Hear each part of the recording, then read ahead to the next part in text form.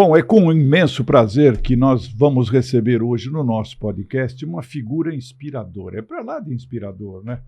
O Geraldo Rufino é um empresário e empreendedor, um cara notável que eu conheço, tenho muita gratidão por ele, pelas coisas que ele já fez.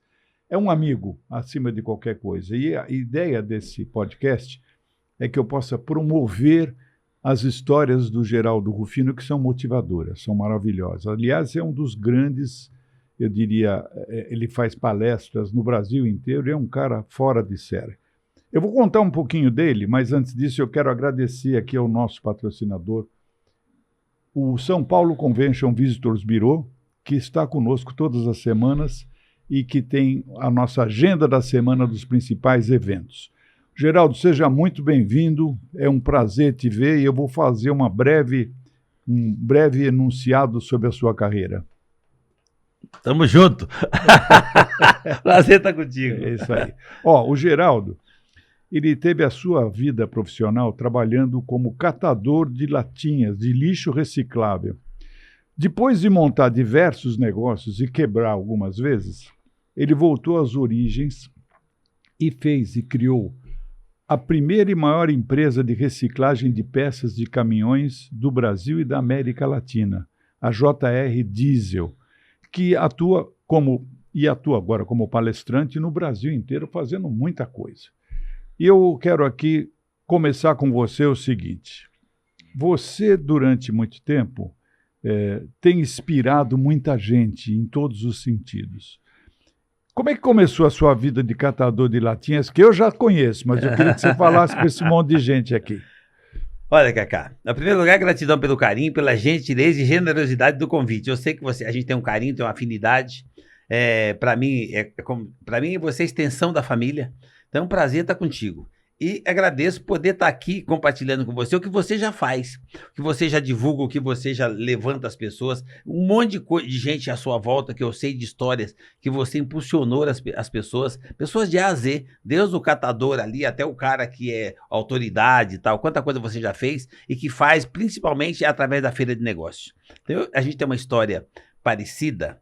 E eu vou dizer para você o seguinte, todos nós temos uma história. A minha história é uma história comum, como qualquer brasileiro. Então, catar latinha, ensacar carvão. Eu perdi minha mãe com 7 anos e meio.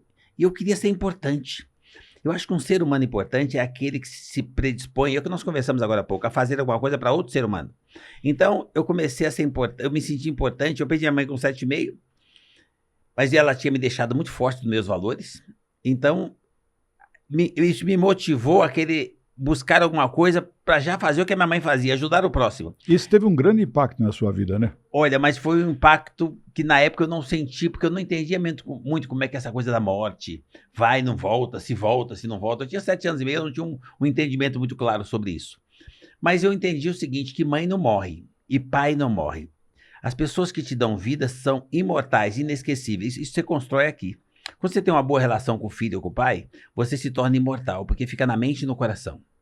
A minha mãe é um desses seres humanos imortais. Sempre esteve comigo. Então ela só foi fisicamente, porque o cordão umbilical, do meu ponto de vista, Cacá, só se corta fisicamente. Então minha mãe sempre esteve presente e eu ando com ela na proteção dela o tempo todo e com os valores que eu aprendi com ela.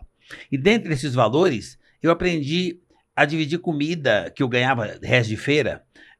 Quando eu tinha 5, 6 anos de idade, ali eu já aprendi que naquela condição social eu já podia ajudar o próximo. Então o prazer de ajudar o próximo vem lá de trás, copiando a minha mestra, a minha mentora mãe. Não sabia ler nem escrever, mas pensa numa coach. Eu comecei a ouvir a minha mãe e quando ela foi embora eu quis ser importante. E para ser importante eu arrumei um trabalho com 8 anos, antes de catar latinha, de buscar lixo no aterro sanitário, eu consegui um trabalho para ensacar carvão com 8 anos. De 8 a 9 anos eu trabalhei lá. Mas eu conseguia ganhar pouco mais de meio salário, mas eu conseguia pôr café da manhã em casa para 9 pessoas. Eu, papai e 7 irmãos. Isso só com o seu trabalho de catador? Não, ensacando carvão, nem catador era. Catador já é um degrau acima. É um degrau acima, nossa. E aí, então, na realidade, eu me senti muito importante fazendo aquilo. Então, aquilo para mim foi uma virada de chave. As pessoas ficam perguntando quando é que virou a chave. Falam de milhão, de carro alemão, de avião. Não. A chave, para mim, a virada de chave é emocional, é espiritual. Quando você entende que você pode ser importante a ponto de fazer alguma coisa para outra pessoa. Então, esse espírito empreendedor que eu peguei da minha mãe, essa vontade de fazer, para mim, isso é empreender, é o que você faz.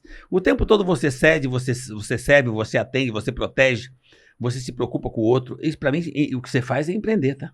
O tempo todo eu vejo que você fica fazendo pelas pessoas, como você está fazendo por mim. Então, eu entendo o seguinte, eu quis fazer isso muito cedo, e eu comecei a empreender.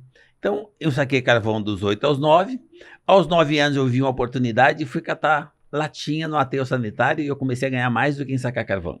Lá achava coisa para comer, vencidinho que hoje comercializa, antigamente jogavam fora, eu não sabia ler, então aquilo para mim era um banquete. Eu não ficava lendo rótulo, eu comia, as pessoas me perguntam se eu tenho trauma, eu não tenho, eu tenho anticorpos. Um cara pensa no negão forte. E aí, de lá para cá, eu só tenho história boa, então eu tenho uma história como a sua, mas uma história boa. Ah, mas você sofreu, você teve um perrengue? Não. Eu entendo que eu nasci privilegiado. Eu nasci no barraco de chão batido, cresci no barraco de chão batido, mas eu tinha valores, eu tinha uma mãe, tinha um pai, tinha uma família. Eu me sentia muito feliz. Você tinha uma base sólida. Uma base sólida. Emocionalmente muito estável, espiritualmente com fé. Eu só não tinha o dinheiro. Cara, é a única coisa que eu acredito que a gente ganha, quando perde, não deixa sequela, você ganha de novo. Então essa coisa, quebrou uma vez, 2, 3, 4, não faz diferença. Eu nunca fali, nunca fracassei, eu só ficava sem dinheiro. Mas o dinheiro você ganha de novo. Então eu começava de novo. Então, na realidade, a minha história é a história de um brasileiro que acredita nesse país, que acredita que nós estamos no melhor lugar do planeta, que eu não preciso mudar, eu nunca procurei mudar de endereço, mudar de país, mudar de cidade, sim mudar a mentalidade, acreditar. Então eu venho fazendo isso desde pequenininho. Então você fala assim, mas Geraldo, você não passou por alguns traumas? Não, eu não acredito em tempos difíceis. Eu acho que os tempos são diferentes. Você tem uma história absolutamente inspiradora, e eu queria que você falasse um pouquinho dessa história de quando você começou como office boy, que eu acho que foi seu primeiro trabalho efetivamente, né? Eu acho que foi como office boy. Eu costumo dizer que é o seguinte, que foi a primeira vez que eu empreendi no CNPJ do outro. Eu nunca deixei de empreender, Cacá, porque assim, o empreendedorismo, você não precisa sair do emprego, pegar seu fundo de garantia, pegar sua indenização. Não, cara, isso é pensar pequeno. Para você empreender, na realidade, você precisa ter comportamento de dono, atitude de dono, assumir responsabilidade de fazer sem ninguém ver. Quer falar de sustentabilidade? Entra no banheiro que você não conhece, economiza água e papel. Só tá você. Faz para você. Entra num hotel 5 estrelas e usa uma toalha só. Aí você está credenciado a falar de credibilidade, porque você está praticando aquilo que você fala. Então, quando fala em empreender, eu empreendia nesse CNPJ que eu entrei como office boy e eu trabalhava para mim. O prazer de fazer, a oportunidade de ter para onde ir de manhã. Então, eu ia com amor, com a paixão e eu acabava nem parando para comer. E à noite eu esquecia de ir embora, os caras que me dão, ei, neguinho, precisa ir embora, apagar a luz. Eu esqueci, porque eu tinha prazer em ficar lá. Então, e lá foi minha primeira vez que eu comecei a entender o que era, dar continuidade no sentido do empreendedorismo, né? Eu fazia lá, mas eu fazia para mim. Eu fiquei lá quase 20 anos, eu nunca trabalhei para eles, eu sempre trabalhei para mim. Agora, o CNPJ é deles, mas a responsabilidade, o que eu assumi para fazer, era para mim. Então eu não me cansava, eu punha paixão naquilo e eu consegui crescer de office boy a diretor em menos de 14 anos. Eu fiquei lá quase 20, mas em menos de 14 anos eu já era diretor de uma multinacional. Que empresa que era essa que você trabalhou? Grupo Play Center. Ah, no Play Center. Play Center, que eles tinham relacionamento com Hop Harry, com essa coisa do entretenimento. Você começou como office boy lá? Eu comecei como office boy. E eu saí a nível de diretoria. Menos de 14 anos depois, eu já tinha essa situação e ganhava 121 salários mínimos. Nossa, que maravilha, hein? Então, cara, mas eu era office boy, não sabia ler e escrever, ensinaram lá, me obrigaram a ir para a escola lá, e eu fui até a universidade lá, e lá eu cresci, olha que interessante. Alguém falou para mim que eu não podia entrar na sala dos meus patrões, que eles eram racistas. Eu não sabia o significado da palavra racismo. Então eu entrava. Ah, eles têm preconceito. Eu também não sabia nem ler, que negócio de preconceito, não sabia nada disso. Eu só trabalhava. E ele ficava olhando para mim, me dava o serviço e eu fazia. Esses caras se tornaram meus mentores e dos 3 tem um vivo que é meu mentor até hoje, tá? Ele me dá uma ordem e eu obedeço. Pô, que beleza isso. Tenho um respeito por ele. É a gratidão. É a gratidão. Eu tenho uma gratidão por esses caras. Como se fosse, não. Eles se tornaram extensão da minha família. Eles foram meus segundos pais. Mentoria. Eu comecei a ouvir na mãe. o ajudante dela, o pai. Depois eu ouvi os professores. As pessoas não estão ouvindo os professores. Eu ouvi os professores. Depois que eu entrei no CNPJ, que não era meu, eu fui com o espírito empreendedor. Então eu ouvia o supervisor, o encarregado, o gerente. Depois eu aprendi a ouvir os diretores, o patrão. E aí eu comecei, cara, quem ouve começa a despertar uma válvula da humildade. A humildade de ouvir. Você cresce de dentro para fora, porque quem ouve absorve tanta coisa positiva e a mente fica abastecida de forma positiva. Ou seja, mentalidade positiva. Ouça, filtra, usa só o que interessa, né? E eu aprendi isso muito cedo, então eu não tive um tempo difícil. Os tempos foram ficando diferentes. E quando eu comecei a empreender, abrir negócio, essas coisas, aí que começou quebra, vai, quebra. Vai. Inclusive, primeira vez que eu quebrei, mas você quebrou tanto, você é inconsequente? Não. Primeira vez que eu quebrei, eu tinha 11 anos. Eu enterrava o dinheiro, desenterraram o dinheiro e eu fiquei sem dinheiro. Assim, não é um negócio assim, mas você foi inconsequente, você quebrou um monte de vezes. Não. A segunda vez eu tinha 13 anos, fui ajudar meu pai. Fiquei sem dinheiro, porque meu pai ia perder o boteco dele, deu dinheiro para ajudar meu pai e quebrei. Então, ou seja, não é uma coisa assim, tipo, você montou um negócio, foi inconsequente e quebrou. A única vez que eu quebrei pesado foi quando eu já tinha 40 anos. Eu abri uma empresa, eu estava indo muito bem, estava com muito dinheiro. E eu resolvi variar o ramo. Eu mexia com peça usada, peça de caminhão, e eu resolvi abrir uma rede de concessionária. Não tinha experiência, me encheram a bola, que eu era o cara, que eu vendia muito caminhão usado, que eu ia ser o cara das concessionárias, saí abrindo construindo concessionária, fiz um monte de coisa, arrumei uns parceiros, houve uma mudança de governo, os meus parceiros estrangeiros ficaram com medo, foram embora, tiraram. E eu quebrei. Por que eu quebrei? Culpa dos caras que foram embora? Não minha, eu fui vaidoso. Eu quis fazer tudo por minha conta, quis ser o maior e tal. A vaidade me fez quebrar. Então a culpa é minha. Então essa foi o que eu entendo que eu quebrei de verdade, foi dessa vez. Mas eu ganhei um presente. Meus filhos eram criados, nasceram no carpete. Não tinha a facilidade que eu tive de ter nascido com o pé no chão. Eu nasci no chão batido, eu tenho anticorpos. Meus filhos não aguentam resfriado. Igual o seu não aguenta resfriado. É.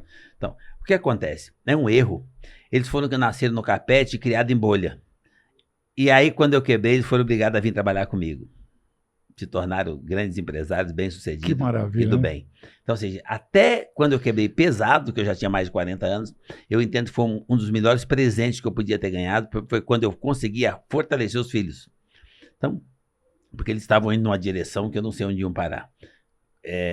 A gente não tem recurso, começa a ter que fazer para os filhos aquilo que você não teve, e é um erro, você acaba falhando na educação financeira. Eu falhei na educação financeira dos meus filhos, eu só consegui recuperar porque eu quebrei.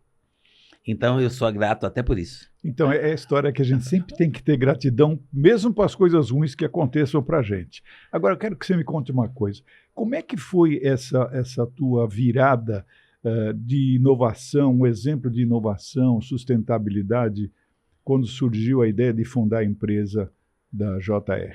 Mas, na realidade, quando fundou a empresa, foi um acidente de percurso. A gente tinha caminhões, os caminhões bateram, eu queria proteger a minha credibilidade, a minha moral. Eu precisava pagar o carnê, porque eram todos financiados. Para pagar o carnê, nós vendemos as peças dos caminhões. Para vender aquelas peças, a pessoa comprar mais peças. Aí surgiu a venda de peça usada. Começou a desmontar caminhão e vender as peças.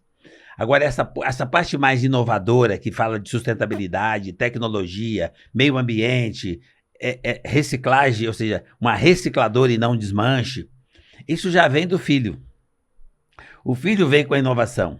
Ah, que legal. Então isso foi uma coisa que vem do seu filho. Filho, ele andou 9 países vendo esse tipo de atividade no mundo todo e trouxe os melhores modelos. E junto nós fizemos num pedaço menor do que o que eles têm lá fora, um modelo diferenciado, e hoje o nosso modelo é mais moderno, mais funcional do que qualquer modelo em qualquer lugar do mundo que desmonta caminhão, tá? Porque nós copiamos e aprimoramos aquilo que nós copiamos, o que interessava de cada país, de acordo com a sua cultura, e trouxemos para a nossa cultura e melhoramos isso. Ele chegou com inovação, com tecnologia, e eu preservei os valores. Que legal isso. Isso dá muito certo.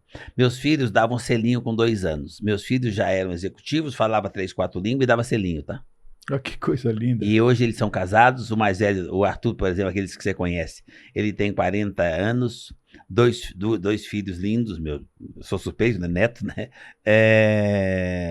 E ele tem um livro que chama Inovação para Não Inovadores. Ele fez um livro baseado nesse processo de sucessão. Me sucedeu, não tinha toda a experiência operacional, acabou se apertando financeiramente. Eu voltei, retomei a linha de frente. Mas todo esse processo foi feito sem parar o beijinho, tá? Hoje ele tem 40 anos, tem um negócio próprio, graças a Deus, muito bem sucedido. E dá selinho. Que coisa maravilhosa. Ô, Geraldo, agora diga uma coisa. Deve ser uma coisa muito gratificante, né? Poder ter um filho inovando na nossa trajetória. É um presente. Muito um presente de Deus. Agora, me diga uma coisa. Você teve um momento, um dos mais desafiadores, segundo me consta, foi o incêndio que destruiu a sua empresa. Como é que você encontrou forças para reerguer essa história toda? Olha, na realidade, eu entendo o seguinte, não tem problema maior que você. Os problemas vão existir a vida inteira. É o ponto de vista, como é que você olha para cada problema que acontece. E procura aprender com ele. E não repetir o mesmo erro. Então, para mim, foi só uma passagem. Ficou sem dinheiro de novo, qual que é o problema? Você já andou de bicicleta uma vez? Ninguém desaprende a andar de bicicleta. É verdade. Monta e vai de novo. Por que geralmente você cai da bicicleta? Porque você se perde ou no ego, ou na vaidade, ou no relaxamento. Mas como assim? Porque quando você anda de bicicleta, você só cai porque você tira as rodinhas. Você é pequenininho, né? E tem rodinha do lado da bicicleta. Ela foi feita para te dar equilíbrio. E você, criança, na vaidade, já manda tirar a rodinha. É verdade. Não era para tirar a rodinha. Ela foi feita para ficar lá. E você acha que você já sabe. E começa a acelerar. E não satisfeito, você tira o pé, tira a mão e tira os dentes. Tira os dentes também, né?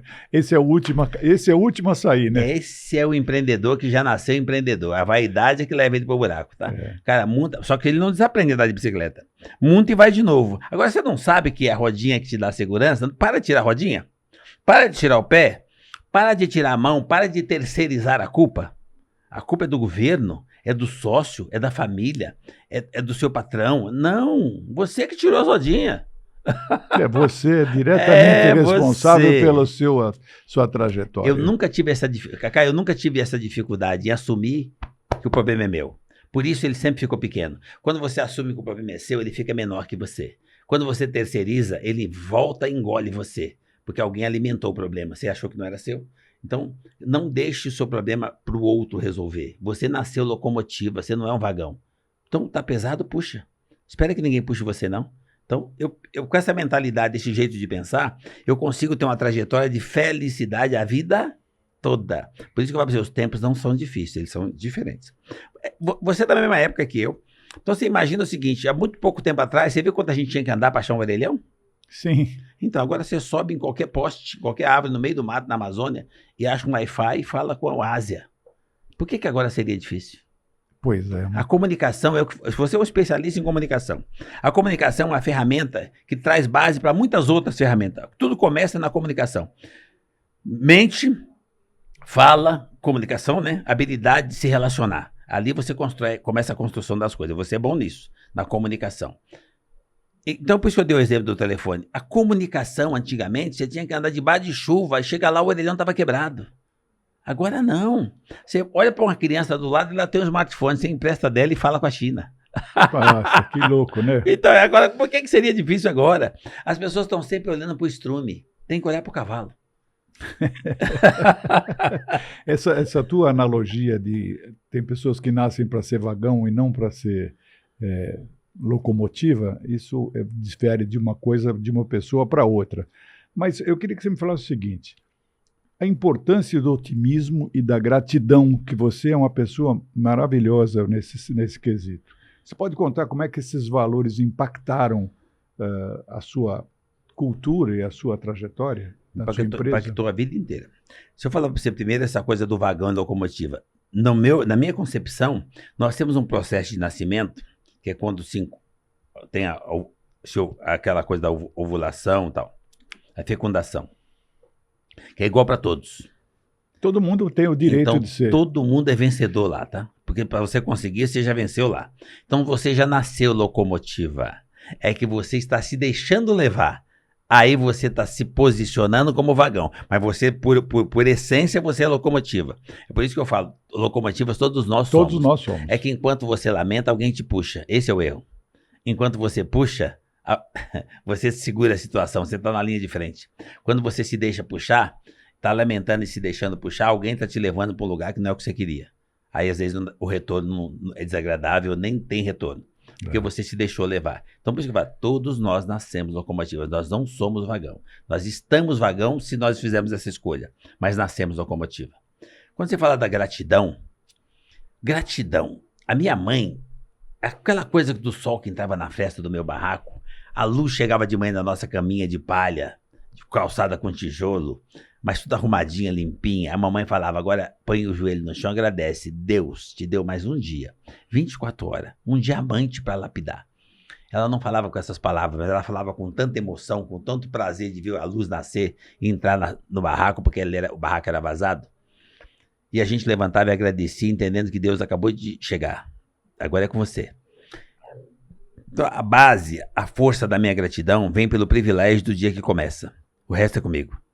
Então, se eu ganhei o dia, eu já tenho motivo de só para agradecer tudo que vier pela frente. Eu tenho o dia.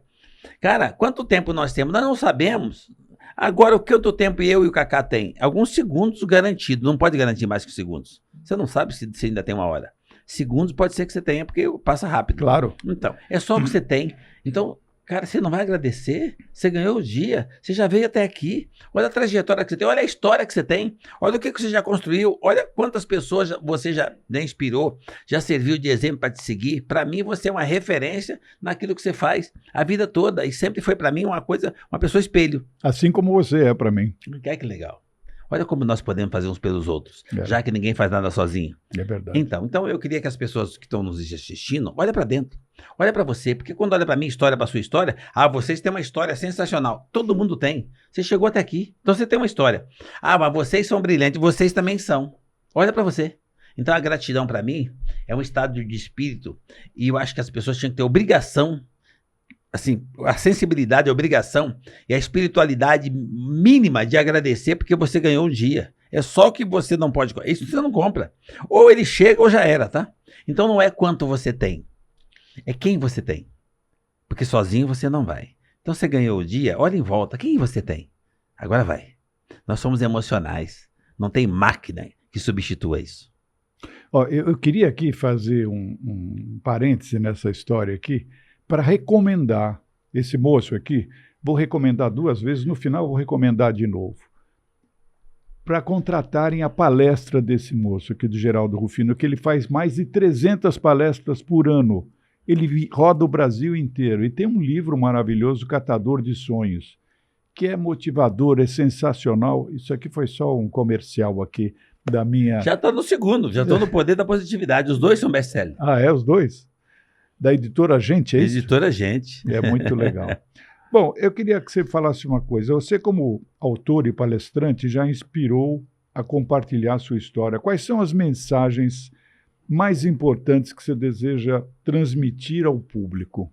Olha, na realidade, quando eu estou nos lugares, eu me conecto com as pessoas. Eu me conecto tanto que eu fico com as pessoas horas falando sem beber água. Eu já fui em palestra sua. Ele acaba a palestra e continua, um monte de gente em volta dele, e continua. Ele, aliás, fez uma palestra num evento nosso do aniversário do programa, num dos aniversários do programa, que já se vão 35 anos, e que ele fez uma palestra maravilhosa lá para as pessoas que estavam na nossa festa. Mas qual é a tua mensagem? Olha, a mensagem... Eu sou um brasileiro de coração verde e amarelo. Eu sou apaixonado pela extensão da minha mãe, da minha pátria mãe. Eu nasci aqui. Né? Então, eu sou daqui. E eu queria que meus irmãos brasileiros percebessem que não tem maior ou menor. Não tem esse negócio de preto, branco, esquerda, direita, rico, pobre, classe X, Y, Z, gay, não gay, religião, não religião, essencial, não essencial. Que os brasileiros começassem a olhar uns para os outros e entender que nós somos únicos e somos irmãos. Todos vindos da mesma energia, nascidos no mesmo espaço. Cara, e consumimos da mesma sociedade, vivemos em sociedade, para a gente aprender a conviver com os diferentes, respeitar uns aos outros, e a hora que você quiser ver o valor de um ser humano, olha para você, olha para dentro. E como é que você empreende? Por que eu falo tanto em empreender? Não é abrir um negócio, abrir um CNPJ, é servir alguém, É ser útil no tempo que você está aqui. Então, a hora que você vai empreender, lembra que você não faz sozinho. Então, você aprender a valorizar o outro. Você não julgar, você conviver com os diferentes, conviver com o outro. Você se relacionar, fazer network dentro de casa, servindo café para quem dormiu com você. Aprender a se relacionar, comunicação, espiritualidade. A espiritualidade faz com que você olhe para o outro e enxergue o mesmo Deus que está em você. Nós somos únicos. Obra de arte feita por um artista chamado Deus não tem dois iguais. Esse cara é tão bom que ele tem 8 bilhões de obras pelo mundo e não tem duas iguais, não tem 2 DNA, 2 códigos genéticos, 2 íris, 2 impressões digital. E tem gente que tem dúvida se esse cara existe. Ele existe, tá? Ninguém tem essa habilidade de fazer tantos seres humanos diferentes. Nós somos únicos, mas nós somos obra de arte feita por esse artista, só que eu sou e você também é. Se eu sou obra desse artista e você também é, quem sou eu para julgar você? Se você é branco, se é preto, se você é esquerda, se é direita, se você é essencial, não é essencial, quem sou eu? Eu sou produto do pincel do mesmo artista que fez você, das mãos do mesmo artista que fez você. Então nós somos semelhantes. Se eu posso, você pode, só que nós somos diferentes. Então precisamos aprender, as pessoas precisam aprender, gente, a conviver com os diferentes, a respeitar as diferenças. E viver em harmonia. Gente, nós podemos ser o que nós quisermos. Então escolha ser o melhor naquilo que você faz. Escolha o bem. Sabe como é que eu aprendi isso? Na favela. Eu escolhi o bem na favela porque eu olhava que os meninos que faziam alguma coisa errada duravam menos. E os que faziam certo duravam mais. Eu só queria durar mais. Eu copiei o que era certo. Então tem tudo pronto no universo para copiar. Copie um bom modelo e seja você o melhor naquilo que você se propôs a fazer. Você faz isso. Eu copio você, o outro copia a gente. Quem copiar o bem, não tem outro caminho, vai se dar bem. E aí o cara fala assim, mas Deus é bom o tempo todo e está com você, olha para dentro, se encontra com você. A transformação que todo mundo está esperando através da política, do social, da família, da sociedade, do governo, o que você está esperando do outro, quem tem poder realmente para mudar isso é você. Então comece inovando você. Estão falando em inovação, em tecnologia, e não estão inovando o ser. O ser não é o ter, é o ser. Então eu vivo nessa plenitude, eu vivo nessa felicidade. Por isso que eu não acredito que os tempos são difíceis. Eu acredito que os tempos são diferentes e eu vivo todos os dias intensamente o grau máximo da felicidade. O Geraldo, é muito legal, né? Todas as tuas coisas. Eu já vi gente sair das lágrimas, saindo das palestras dele, as lágrimas, por conta de que ele atinge profundamente as emoções das pessoas. Eu queria que você me falasse um pouquinho sobre como é que você enxerga o futuro da reciclagem no teu negócio, agora voltando para o seu negócio. No meu negócio.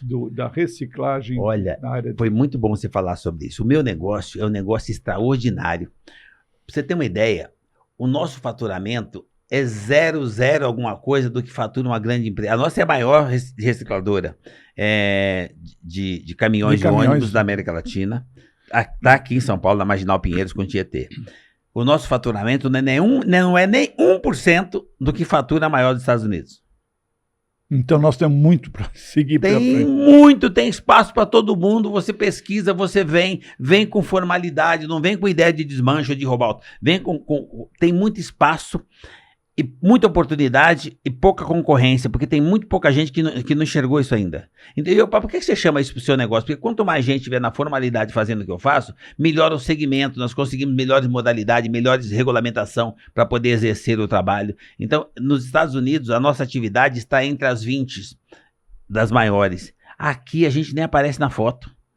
Então, tem muito espaço e a minha atividade é extraordinária, ajuda o meio ambiente, tem a ver com sustentabilidade, tem a ver com as montadoras que não têm direção para conseguir isso. Meu filho tem a Octa, que mexe diretamente com essa intermediação.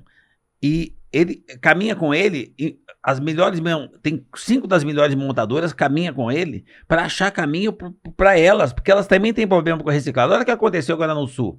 Tem milhares de carros que ficou debaixo da água. Isso tem que ir para reciclagem, mas não tem destino correto, não tem gente fazendo. As seguradoras não sabem o que fazer. Os carros sinistrados são postos de volta no mercado com documento, o que é um erro, porque isso fomenta o crime.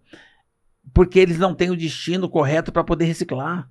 Falta orientação, falta informação, falta regulamentação. Então, quanto mais gente estiver no meu mercado fazendo certo, fazendo com formalidade, melhor para mim, melhor para o mercado, melhor para a segurança, porque isso inclusive diminui o índice de latrocínio. Nós melhoramos a vida através da reciclagem, além de melhorar o meio ambiente, porque a natureza não aguenta fornecer tanto quando nós podemos repor com a reciclagem. Então, nosso segmento é uma necessidade. Eu queria que mais gente enxergasse para que as autoridades governamentais também olhassem para isso com o olho que brilha. Então, feliz da vida porque achou nióbio, achou minério não sei aonde. Então, gente, a gente tem minério em cada esquina, tá? Tem uma latinha no chão, tem um caminhão, um carro parado no pátio, criando bicho nos pátios de apreensão. Então, se tem uma regulamentação correta, nós fazemos igual aos Estados Unidos. Nós colocamos esse segmento entre os 20 maiores da economia e geramos muito emprego. Só eu gero diretamente mais de 200 empregos. Você imagine, e em São Paulo, só São Paulo tem 6 mil. 6 mil? 6 mil fazendo o que eu estou fazendo, parecido com o que eu estou fazendo com carro. Com e a gente não aparece na foto. Não aparece na foto. Geraldo, e é um negócio impressionante isso, né? Eu queria até te dizer uma coisa. Nós estamos hoje num canal que é o sucessor do canal Climatempo, que é o C3 TV. É o primeiro canal de mudanças climáticas do mundo, que é o Climate Change Channel. E esse é um canal que fala de ESG, sustentabilidade e meio ambiente, que eu quero te aproximar muito disso. Legal. Porque você é um porta-voz da sustentabilidade nesse segmento. Agora, eu queria que você falasse o seguinte, como é que você valorizou muito a história da educação, né, nessa sua trajetória e do autoconhecimento? Como é que você educou ao longo desse tempo o caminho das pessoas, os seus recursos, os mentores? Que mais você influenciou no seu crescimento? Olha, educação. Eu tinha espírito empreendedor, mas eu mal sabia ler e escrever. Quando meus patrões me obrigaram a voltar para a escola, no primeiro momento eu achava que era um castigo, eu só queria ganhar dinheiro, não queria estudar. Mas para não perder o emprego, eu voltei para a escola. Foi o melhor castigo que eu podia ter ganho na vida. Vai se informar, vai buscar informação, vai buscar conhecimento. Hoje você abre um aplicativo no smartphone e você estuda deitado. Ah, não quer sair da cama? Então estuda aí. Mas vai buscar informação, vai buscar conhecimento, que você vai começar a enxergar muitas possibilidades de você fazer o que você quiser.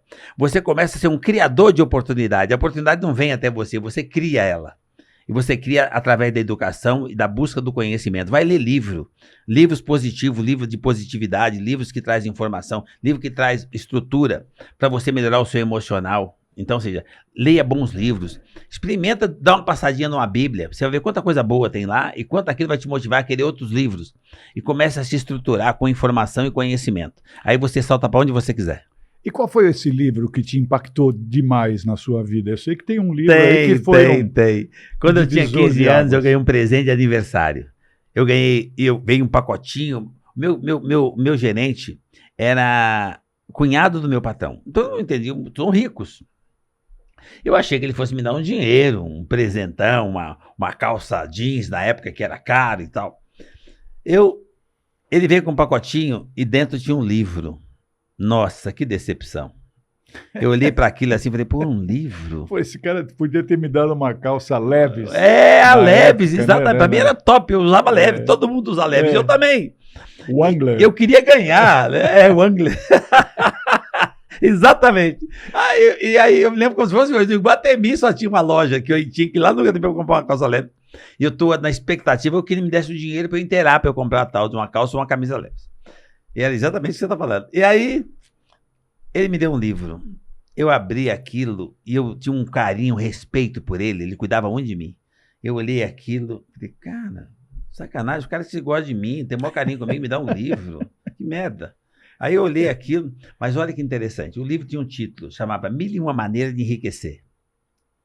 Eu olhei para o livro e falei, bom, pelo menos vou levar para casa, não gosto de ler, mas pelo menos eu vou ver onde é que está o negócio da loteria aqui, eu jogo e tudo bem. Cheguei em casa, olhei e falei, não vou ver hoje não. E não vou ver hoje, não vou ver. Aí ele falou, o que você achou do livro? Vou ter que ler o livro. Aí eu fui lá e li o livro, e página 1, 2, 3, 25 e nada de loteria. Eu lia de novo, aí eu comecei a entender assim, aqui está falando de mentalidade, de mente, de positividade, de poderes que você tem. Eu comecei a ler e me interessar, e eu descobri que o livro falava de enriquecer a mente. A riqueza era muito maior do que qualquer coisa material, eu tinha que enriquecer a mente. Eu falei, vamos ver como é que funciona isso. Ele não ia me dar esse livro de graça. É um japonês, um cara muito bem instruído, tal, muito bem. Aí eu falei para ele assim, olha, Geraldinho tá lendo? Me conta sobre o trecho tal. Eu falei, cara, eu vou ter que ler. Eu fui ler o livro e aí eu descobri que nós tínhamos poderes que a gente não estava acessando. E eu tinha ganhado, como era office boy, eu comia mal, economizava até para comer. Eu ganhei uma gastrite. E precisava comprar remédio. E eu não queria gastar o meu dinheiro. E o livro dizia que quando você acredita, mentaliza e foca e vai repetir, muitas vezes repetindo a mesma informação, o que você fala, o que você armazena na mente, você consegue transformar o que você quiser. Então não seja por isso. Eu andava na rua, eu pegava água de torneira, segurava na mão mesmo, sem copo, bebia água e falava, isso é para gastrite, tá? Eu não vou gastar meu dinheiro com remédio. Tipo, mente se vira aí. Sua mente se vira. Eu fiz isso, eu ria de mim mesmo, sempre feliz. E 6 meses depois eu voltei no médico, porque tinha que voltar para fazer o retorno. Tinha acabado a gastrite. Não tinha gastrite. Falei, sério? O Bevo, nossos remédios foram muito eficientes. Eu falei, mostra-me ali que eu não comprei os remédios. Bom, nunca mais eu perdi esse dom de usar a força interior que nós temos, a mente. Você consegue o que você quiser. Mentaliza 1 vez, 2, 3, 10, faz repetidamente. Então eu falo, gente, cuidado com o que você pensa. Cuidado com o que você fala, porque tudo começa na mente. A mente absorve aquilo que você pensa e aquilo que você fala. Aí você põe sentimento naquilo, põe paixão, e ela começa a materializar porque ela controla o seu cérebro. Até a sua saúde você resolve. A minha primeira experiência foi com saúde. E eu era vaidoso, e nos bailinhos, queria arrumar namorada, eu já começava a mentalizar as meninas que estavam ali perto. Escolhia uma, no 3º ou 4º baile eu estava de mão dada. Aí eu queria comprar um carro. Com 16 anos eu tinha um Fusca. Mentalizou o Fusca. Mas eu mentalizei, mas eu trabalhava 16 horas, tá? E eu consegui comprar um Fusca. Nunca mais eu achei nada. Achei que daí tudo era possível. Só que é o seguinte, você tem um Fusca. Não adianta agora você mentalizar uma Ferrari, tá? Tem nada a ver uma coisa com a outra. Tem coisas que tem que ser factíveis. Eu mentalizei o que estava ao meu alcance. Continue trabalhando 16 horas e mentalize uma Brasília que você consegue. E eu consegui a Brasília. Aí eu entendi que tudo dependia de mim. A relação, os relacionamentos, as minhas conquistas, o meu trabalho, o meu desenvolvimento, a minha promoção, as minhas notas de escola, tudo dependia de mim. O que você pensa, aquilo que você fala, aquilo que você acredita, isso que você materializa. Então eu faço isso até hoje. Eu só mudei de endereço, eu não mudei meus valores. Eu penso, mentalizo, acredito e vou. Mas eu vou... você está pensando nos seus negócios, sua reciclagem. O que você está pensando? Em estar hoje, ou o mês que vem, melhor do que o mês passado. Como é que eu faço? Presta mais atenção, se dedica um pouquinho mais, recicla os pensamentos, olha no retrovisor, vê o que você errou para aprimorar, aí o mês que vem você está um pouquinho melhor. Então, você precisa pensar, mentalizar, mas tomar atitude para buscar o que você está querendo. Agora, pensar, mentalizar e ir para o sofá... Não dá certo. Não funciona. Porque você está enganando você mesmo. Não vai funcionar. Você tem que ir na direção daquilo que você acredita. E quando você acredita, não existe problema maior que você. E eu acredito muito. Eu tenho uma fé incondicional, intocável. E assim, Deus está aqui. Está aqui. Tem uma centelha divina aqui na minha sequência genética. Eu vou buscar, eu oro, mas eu oro e tomo cuidado de manhã de dar bom dia para Deus. Dormiu comigo. É a tua frase que você fala, é felicidade. Felicidade, dá bom dia para Deus, dormiu com você, é a figura viva que está do lado, é o porteiro que abriu o portão para você, é a copeira que serviu o café para você.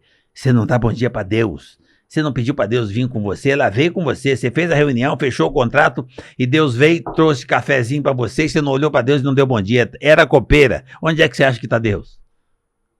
Presta atenção na outra figura. Então, essa talvez seja a nossa afinidade, o nosso relacionamento. Eu vejo o Deus que está no outro. Então, quando eu abraço você, eu estou abraçando o Deus que eu vejo em você. É que tem pessoas que você abraça, você vê o Deus dele e ele mesmo não vê, porque ele não está olhando para dentro. Ele não olha para ele. Então, ele é que não está enxergando o Deus que está nele. Eu enxergo isso todos os dias. Então, eu sou feliz o tempo todo, tá? Não tem tempo ruim. Aliás, a gente estava falando um pouquinho antes de a gente começar o nosso podcast, a gente estava falando exatamente sobre isso. As coisas que a gente se sente muito mais feliz, isso foi uma coisa de comum acordo aqui, quando a gente dá alguma coisa para as pessoas e não recebe. É mais gostoso isso do que receber. E isso é uma coisa que ele tem muito forte. E pouca gente sabe que esse moço aqui, que esse rapazinho aqui, ele tem um trabalho filantrópico maravilhoso. E eu quero muito que você fale um pouco sobre esse trabalho. Eu sei que você não gosta muito de ficar falando essas coisas, mas eu queria que você falasse sobre esse negócio. Olha, eu acho que a filantropia, ela precisa parar em pé. Mas depois que ela está em pé, ela só se permanece em pé de verdade se você fizer alguma coisa para alguém. Porque assim, em pé, precisa ter uma estrutura, você precisa estar bem primeiro para depois pôr uma máscara no outro. Mas, cara, você levantou de manhã, você já tem oxigênio, ajuda o outro. Então eu sempre fiz isso espontaneamente, com a minha família, com as pessoas que eu conheço. Então no seu entorno. Eu tenho um prazer, não, mas só no entorno não, eu vou fazendo. Quer um prazer gigante que eu tenho de ir numa clínica, como o Hospital do Câncer, eu vou lá. Ir num presídio como o Cadeão de Pinheiros, eu vou lá. Eu já fui com você, te convidei uma vez para ir numa clínica de dependência química e você foi lá com muito prazer, longe daqui, largou de fazer as palestras todas e foi lá falar isso que ele fala para os dependentes, que foi um negócio muito bonito que você fez. Olha, eu faço com tanta paixão. Quando você faz as coisas de verdade, as pessoas que estão te ouvindo absorvem e se torna útil para elas. Mas você precisa ser de verdade. Eu faço isso. Quer fazer um teste se você é verdadeiro? Quando você exerce a força da sua verdade, você lida com uma criança. Você pega uma criancinha de 2, 3 anos, dá um sorriso verdadeiro para ela, com carinho. Impressionante. Ela nunca te viu, ela dá uma disfarçadinha e dá um sorriso para você. Ela faz essa conexão. O Deus está nela. E é o Deus puro. Você consegue essa conexão se você for verdadeiro. Se você estiver fazendo média, ela descobre sem você fazer nada, ela sozinha. Onde você vai, a sua energia chega primeiro. Se a sua energia for da média, ela mostra a língua das costas para você. A criança percebe. Então, cara, seja de verdade. Então, quando eu vou em qualquer ambiente, seja numa clínica, seja num presídio, seja num ambiente corporativo, eu olho para as pessoas com essa verdade, com esse carinho, com a vontade de fazer diferença. Porque você faz diferença para a pessoa num presídio, numa clínica, mas você faz diferença para um executivo de alto escalão que se acha. Aí você lembra ele que ele é só uma porrinha que deu certo. Para ele baixar a bola. Para ele entender que nós somos da mesma origem. Uns precisam dos outros, que ninguém faz nada sozinho. Ele pode ter os maiores títulos, o maior cargo, pode ser uma figura, a autoridade máxima. Então, ele também nasceu no mesmo processo que eu, tá? Nós somos 2 porrinhas que deu certo. Então não se acha, não? Vamos caminhar junto? Então, assim, aí você fala com o cara, e é interessante, eu falo com todo respeito, falo com palavras que ele entende, e ele começa a olhar pra mim, tipo assim, vai ficando quietinho. Ah, você tá quietinho? Eu penso comigo, né? Porque ele tá olhando pra dentro. A hora que ele olha pra dentro, ele encontra umas caixinhas da gratidão, da humildade, da felicidade, ele sai do bate-papo melhor que chegou. Que bom. Eu queria, para a gente finalizar, é uma pena que não dá para a gente ficar tanto tempo, porque ele tem um monte de compromissos, tem um monte de coisa para fazer. Para finalizar, o que você daria aos jovens empreendedores que estão começando agora, enfrentando os próprios desafios? Jovem. Olha, jovem, primeiro, todos nós somos jovens, porque a idade é um estado de espírito. Eu preservo a minha idade, que é a minha melhor versão quando eu tinha mãe, que eu tinha um up, o máximo da felicidade, quando eu tinha 7 anos. A minha idade mental é 7 anos. Eu preservo o meu sorriso, a minha alegria, a minha felicidade, a minha gratidão. Isso vem comigo. Então, se você é jovem, traz esse lado feliz, esse lado emocional para cima, essa paixão por viver e comece a empreender. Como é que você começa a empreender? Você está num trabalho, você já tem dinheiro para investir? Se você é jovem, provavelmente não. Então, em vez de você pegar dinheiro do pai, da tia, da mãe, em vez de você pegar do vizinho, em vez de você vender o que você tem para tentar investir, tenta arrumar um emprego. Não importa a sua classe social, a sua condição social. Arrume um trabalho. O trabalho dignifica qualquer ser humano. E ele começa ali no trabalho a aprender a empreender. Eu sugiro que todo mundo que queira empreender, arrume um trabalho primeiro, no CNPJ do outro. Aprenda a respeitar, aprenda a receber orientação, receber ordem. Aprenda a ter que fazer aquilo que naquele momento ele nem gostaria. Aprenda a ter disciplina, que é cumprir horário. Aprenda a conviver com os diferentes, que é respeitar o colega do lado. Aprenda a ter responsabilidade de entender que você precisa entregar algo, porque aquela vaga que você está ocupando tem uma fila. Então, se der a bola, se você foi a bola da vez, faça jus disso e seja o melhor naquilo que você faz. Ah, mas agora eu quero empreender no meu CNPJ. Calma. Você conseguiu arrumar o dízimo aí, onde você está? Você conseguiu fazer reserva onde você está no CNPJ do outro? Então você começou a aprender a fazer gestão. Porque se você está no CNPJ de alguém, arrumou um trabalho, você não aprendeu a conviver com os diferentes, você não aprendeu a ter disciplina e respeitar o espaço, o horário e receber ordem, e no final do mês não sobrou, não tem dízimo, então não vai empreender não que você vai se ferrar, tá? É isso, então assim, na verdade, se você é jovem, começa com simplicidade, na humildade, e seja o melhor naquilo que você faz e se dedica com paixão. Não tem pobreza que resista a 16 horas de trabalho. Mas o trabalho não precisa estar numa CLT fechada dentro de uma sala. Trabalha aqui, ó. Não tem lei que proíbe você de pensar, de ter propósito, de se dedicar a criar. E para isso, você faz em qualquer lugar, você não precisa dentro dela. Você está no trânsito, você faz isso. Você está em casa, você faz isso. Você está no trajeto para o trabalho, você já chega trabalhando porque você está aqui. Aqui é que dá resultado. Então comece a dar resultado 16 horas por dia que você vai ser bem sucedido. Bom, olha, eu queria aqui então, mais uma vez, agradecer ao nosso patrocinador, o São Paulo Convention Visitors Bureau, que temos a nossa agenda dos eventos da semana, toda semana no nosso programa, no Feira dos Negócios. E agradecer, mais do que agradecer, esse carinho e esses ensinamentos que você, tenho certeza, passou para milhares de pessoas. Geraldo Rufino, o meu herói, o meu amigo querido, que faz um trabalho sensacional. Mais uma vez, de coração, te agradeço. Gratidão por estar aqui comigo. Eu que agradeço o carinho, a gentileza do convite e pelo que você vem fazendo por tantas pessoas. Eu conheço você há muito tempo. Então, pessoas de A a Z, podem até, muitos eu acredito que nem reconhecem o que você já fez por eles, mas você continua fazendo. Eu chamo isso de herói da vida. Um brasileiro que faz diferença e deixa um legado. Então, você para mim é uma pessoa, Cacá, que vai ser muito parecido com meus pais. Aquelas pessoas imortais, inesquecíveis. Porque quando eu lembro de você, eu lembro que é uma pessoa que faz diferença no tempo que você está. Você faz valer a pena você existir e o que você está deixando de legado tem impactado, tem somado para qualquer pessoa que queira te ouvir, que queira prestar atenção no que você fez, no que você faz, no seu exemplo e na direção que você dá. Você é uma bússola. E eu procuro guiar. Então eu queria agradecer e falar, gente, copia. Vê o que o Cacá faz. Vê a trajetória dele. Vê quanto tempo isso aqui, ó, feiras de negócio, sabe a idade disso? Quanto tempo esse cara segura essa bandeira e faz diferença, impacta e soma a vida de outras pessoas? Então, para mim, você é um desses seres humanos que quem tenho que agradecer. Muita gratidão por poder chamá-lo de meu amigo. Então, e se você quiser, e acho que deveria contratar esse mocinho aqui para poder fazer uma palestra, conhecer os livros dele, essas coisas todas, eu vou deixar aí o endereço dele aí na tela. E agradecer mais uma vez. E quem quiser ser nosso patrocinador do podcast, é só acessar as nossas mídias sociais aí, que a gente vai estar aqui para poder. Não perca este, que é o grande podcast da semana aqui, com o Geraldo Rufino. Obrigado. Tamo junto, irmão. Fica com Deus. Fica com Deus também. Continuamos.